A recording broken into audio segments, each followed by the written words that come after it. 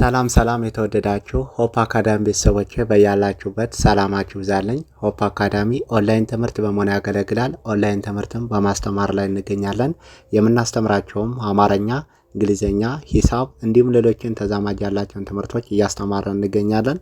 መማር ለምትፈልጉ በተለያየ ሶሻል ሚዲያ አማራጮች በመጠቀም በኢሞ፣ በቴሌግራም፣ በዋትስአፕ እንዲሁም እናንተ በምትጠቀሙበት ሶሻል ሚዲያ አማራጮች በመጠቀም መማር ለምትፈልጉ ቪዲዮ ላይ በምናስቀምጥላችሁ ስልክ ቁጥር ይደውሉ፣ ይማሩ። የምናስተምረውም ከሰኞ እስከ ዓርብ የፈለጉትን ትምህርት በፈለጉበት ሰዓት እያስተማርን እንገኛለን።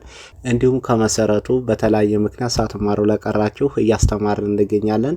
ለዚህ ቪዲዮ አዲስ ለሆናችሁ ላይክ፣ ሼር፣ ሰብስክራይብ፣ ኮሜንት እያደረጋችሁ ቪዲዮ እስከ መጨረሻ ድረስ አብራችሁን በመከታተል አብራችሁን ቆዩ።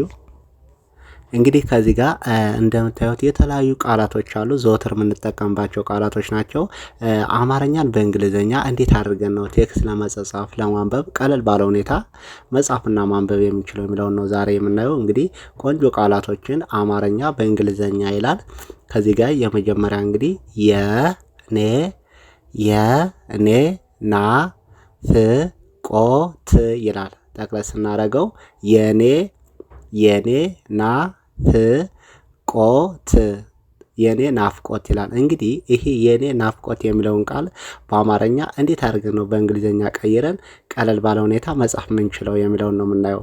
እንግዲህ የአማርኛ ቃላቱ ከየእንግሊዝኛ ቃላት የምንጽፈው ተመሳሳይ ነው። ቃሉ እንዴት አድርገን ነው ፊደሎችን መቀየር የምንችለው ወደ እንግሊዝ እንዴት አድርገን ነው መጻፍ የምንችለው ማንበብ የምንችለው የሚለውን ነው የምናየው። ከዚህ ጋር እንግዲህ YENE ይላል። ዋይ እንግዲህ የየን ቤተሰብ ነው የምትወክለው። እንደማን እንደ የቤተሰብ ነው የምትነበበው ማለት ነው። ዋይን የ ብለን እናነባለን። የኢ ከዚህ ጋር ቫውል ነች ወይም አናባቢ ነች ማለት ነው። ዋይን ማን ብለን እናነባለን? የ ብለን እናነባለን። ኤን ደግሞ የንን ቤተሰብ ትወክላለች። የማንን? የነን ቤተሰብ ትወክላለች። ኢ ደግሞ ቫውል ነች አናባቢ ነች። በአንድ ላይ ኔ ብለን እናነባለን። ኔ ኤን ኔ ዋይን ደግሞ የ ብለን ነው የምናነብ። በአንድ ላይ የኔ ብለን እናነባለን። ቀጣይ ደግሞ እዚህ ጋር ኤንኤ ይላል። እንግዲህ ኤንኤ ና ብለን እናነባለን። ና ኤፍን ደግሞ ፍ እንግዲህ ኤፍ የፈን ቤተሰብ ትወክላለች ማለት ነው። እዚህ ጋር KOT ይላል።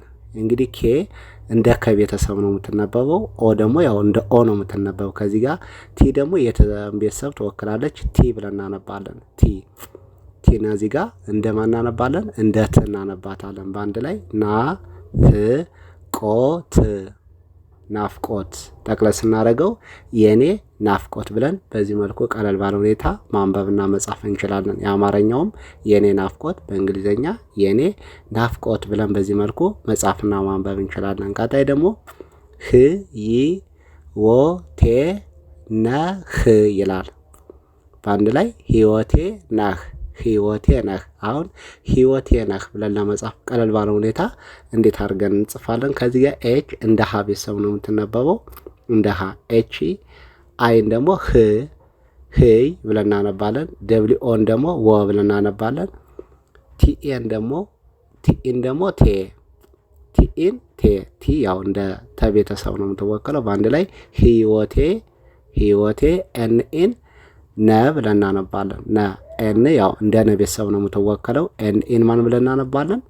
ነ ብለን ነው የምናነበው። ነ ኤችን ደግሞ ከዚህ ጋር ህ ብለን ነው የምናነባት። ህ በአንድ ላይ ነህ። ጠቅለል ስናደርገው ህይወቴ ነህ ይላል። እንግዲህ ይህን ቀለል ባለ ሁኔታ በዚህ መልኩ መጻፍና ማንበብ እንችላለን። ከዚህ ጋርም ህይወቴ ነህ ይላል። ቀጣይ ደግሞ የኔ ስጦታ ጠቅለል ስናደርገው የኔ ስጦታ ይላል። እንግዲህ ይህን የአማርኛውን ቃል ተጠቅመን ወደ እንግሊዝኛ ቀይረን ስንጽፍ እንዴት እናደርጋለን? ዋይን ማን ብለን ነው የምናነብ? የ ብለን ነው የምናነብ። ኤን ደግሞ ኔ በአንድ ላይ የኔ እዚህ ጋር ኤስ እንደ ሰ ቤተሰብ ነው የምትወከለው። የማንም ቤተሰብ? የሰን ቤተሰብ ትወክላለች። ግን ኤስን እዚህ ጋር ስ ብለን ነው የምናነብ። ቲኦን ደግሞ አንዳንዴ አሁን እቺ ቲ እንደማን ነው የምትወከል? እንደ ጠ ቤተሰብና እንደ ተ ቤተሰብ ሁለቱንም ትወከላለች። ቲኦን ማን ብለን እናነባለን? ጦ ብለን እናነባለን። ቲ ኤን ደግሞ ታ ብለን እናነባለን። አሁን እቺ ቲ እንደ ተ ቤተሰብና እንደ ጠ ቤተሰብ ትወከላለች ማለት ነው። ስለዚህ ስጦታ በአንድ ላይ ስጦታ ብለን እናነባለን። ጠቅለል ስናደርገው የኔ ስጦታ ብለን በዚህ መልኩ ማንበብና መጻፍ እንችላለን ቀለል ባለ ሁኔታ። ቀጣይ ደግሞ ሁሉ ነገሬ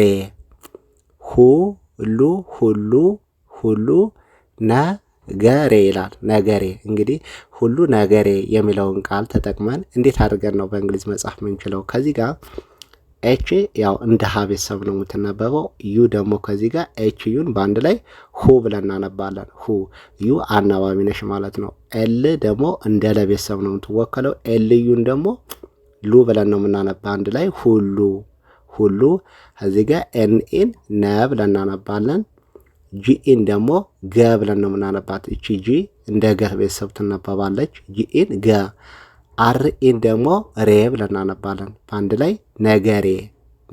ጠቅለል ስናደርገው ሁሉ ነገሬ ብለን በዚህ መልኩ መጻፍና ማንበብ ቀለል ባለ ሁኔታ እንችላለን ማለት ነው። ቀጣይ ደግሞ የኔ ጣፋጭ። ጠቅለል ስናደርገው የኔ ጣፋጭ ይላል። እንግዲህ የኔ ጣፋጭ ብለውን ቃል እንዴት አድርገን ነው የምንጽፈው? ዋይን የ ብለን ነው የምናነበው። ኤንኢን ደግሞ ኔ ብለን እናነባለን። በአንድ ላይ የኔ። ቲኤን ደግሞ ጣ ብለን ነው የምናነብ ጣ። ኤፍኤን ደግሞ ፋ። ሲኤችን ቼ ብለን እናነባለን። በአንድ ላይ ጣፋጭ። ጠቅለል ስናደርገው የኔ ጣፋጭ ብለን በዚህ መልኩ መጻፍና ማንበብ እንችላለን። ቀጣይ ደግሞ የኔ ንጉስ ይላል። የኔ ንጉስ እንግዲህ የኔ ንጉስ የሚለውን ቃል እንዴት አድርገን ነው መጻፍ የምንችለው? ዋይኢን የ ብለን ነው የምናነብ።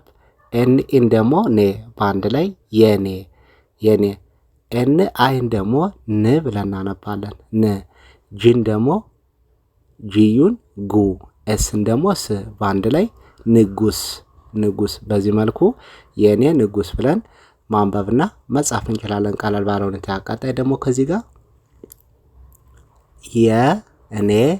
የኔ ውድ። ጠቅለል ስናደርገው የኔ ውድ ይላል። የኔ የሚለውን እንግዲህ ውድ የሚለውን እንዴት አድርገን እንጽፋለን? ዋይ ኤን የ ብለን ነው የምናነብ። ኤንኤን ኔ። ደብሊው ዩን ደግሞ ከዚህ ጋር ደብሊው ያው እንደ ው ቤተሰብ ነው የምትወከለው። ደብሊው ዩ ደግሞ ው ብለን እናነባለን። ዩ ቫውል ነች አናባቢ ናት። ዲ ደግሞ እንደ ደ ቤተሰብ ነው የምትወከለው። ዲን ከዚህ ጋር ድ ብለን ነው የምናነባ አንድ ላይ ውድ። ጠቅለል ስናደርገው የኔ ውድ ብለን በዚህ መልኩ መጻፍና ማንበብ እንችላለን። ቀጣይ ደግሞ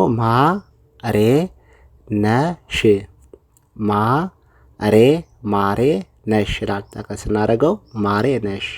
እንግዲህ ማሬ ነሽ ብለን ለመጻፍ ብንፈልግ ጠቅለል ይህ እንዴት አድርገን እንጽፋለን? ኤም እንደ ማን ቤተሰብ ትወከላለች? እንደ መ ቤተሰብ ትወከላለች። ኤምኤን እዚህ ጋር ማ ብለን ነው የምናነብ። ኤ ከዚህ ጋር ቫውል ነች ወይም አናባቢ ናት ማለት ነው። ኤምኤን ማ። አርኢን ደግሞ ሬ ብለን እናነባለን። ሬ። አር ከዚህ ጋር ያው እንደ ረ ቤተሰብ ነው የምትወከል። እንደ ረ ቤተሰብ ትወከላለች። ኢ በአንድ ላይ ማሬ። ኤንኢን ደግሞ እዚህ ጋር ነ ብለን እናነባለን። ኤስኤችን ደግሞ ሽ። ኤስኤች እንደ ሸ ቤተሰብ ይወከላል። በአንድ ላይ ነሽ ብለን እናነባለን። ነሽ። ጠቅለል ስናደርገው ማሬ ነሽ የሚለውን በዚህ መልኩ ቀለል ባለ ሁኔታ መጻፍና ማንበብ እንችላለን። ቀጣይ ደግሞ እዚህ ጋር ማሬ ነህ ይላል። ይህን ደግሞ አሁንም ስንቀይር ኤምኤን ማ ብለን ነው የምናነብ። አርኤን ሬ በአንድ ላይ ማሬ። ኤንኤን ነ።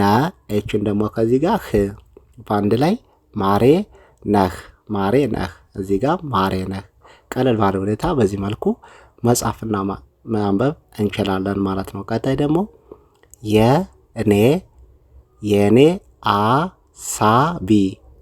የኔ አሳቢ ይላል። የኔ አሳቢ። ይህን እንዴት አድርገን ነው የምንጽፍ? ቀለል ባለ ሁኔታ አሁንም ዋይኤን ማን ብለን እናነባለን? የ ብለን ነው የምናነብ። ኤንኤን ኔ በአንድ ላይ የኔ። ከዚህ ጋር ኤች ኤ እንደ አ ነው የምትነበበው። ኤስ ያው እንደ ሰ ቤተሰብ ትወከላለች። ኤስ ኤን ደግሞ ሳ ብለን ነው የምናነብ። ሳ። ቢ አይን ደግሞ ቢ። በአንድ ላይ አሳቢ ጠቅለል ስናደርገው የኔ አሳቢ ብለን በዚህ መልኩ መጻፍና ማንበብ እንችላለን ቀለል ባለ ሁኔታ። ቀጣይ ደግሞ የኔ ደስታ በአንድ ላይ የኔ ደስታ ይላል። የኔ ደስታ የሚለውን ቃል ተጠቅመን እንዴት አድርገን ነው በእንግሊዘኛ መጻፍ የምንችለው? ቀጥታ እዚህ ጋር ዋኢ ብለን እናነባለን። ኤንኤን ኔ በአንድ ላይ የኔ። ከዚህ ጋር ዲ እንደ ደ ቤተሰብ ትወከላለች። ዲኢን ደ ብለን እናነባለን። ኤስን ደግሞ ስ ብለን እናነባለን። ቲኤን ታ ደስታ ጠቅለል ስናደርገው ደስታ የኔ ደስታ ብለን በዚህ መልኩ መጻፍና ማንበብ መቀየር እንችላለን። የኔ ደስታ። ቀጣይ ደግሞ የመጨረሻው የኔ ልብ በአንድ ላይ የኔ ልብ የሚለውን እንዴት አድርገን መጻፍና ማንበብ እንችላለን? ዋይኤን ያው ብለን ነው የምናነብ። ኤን ደግሞ ብለን እናነባለን። ከዚህ ጋር ኤል አይን ደግሞ ል ብለን እናነባለን። ቢን ደግሞ ልብ በአንድ ላይ የኔ ልብ። በዚህ መልኩ ጠቅለል አድርገን መጻፍና ማንበብ እንችላለን። እንደዚህ አይነት ቃላቶችን በመጠቀም ቀለል ባለ ሁኔታ መጻፍና ማንበብ እንችላለን። እንግዲህ ከዚህ ጋር ጠቅለል ስናደርገው የኔ ናፍቆት ሕይወቴ ነህ፣ የኔ ስጦታ ሁሉ ነገሬ፣ የኔ ጣፋጭ፣ የኔ ንጉስ፣ የኔ ውድ፣ ማሬ ነህ፣ የኔ አሳቢ፣ የኔ ደስታ፣ የኔ ልብ። በዚህ መልኩ ቀለል ባለ ሁኔታ ማንበብና መጻፍ እንችላለን ማለት ነው። በቀጣይ ቪዲዮአችን እስክንገናኝ መልካም ጊዜ፣ መልካም ቆይታ።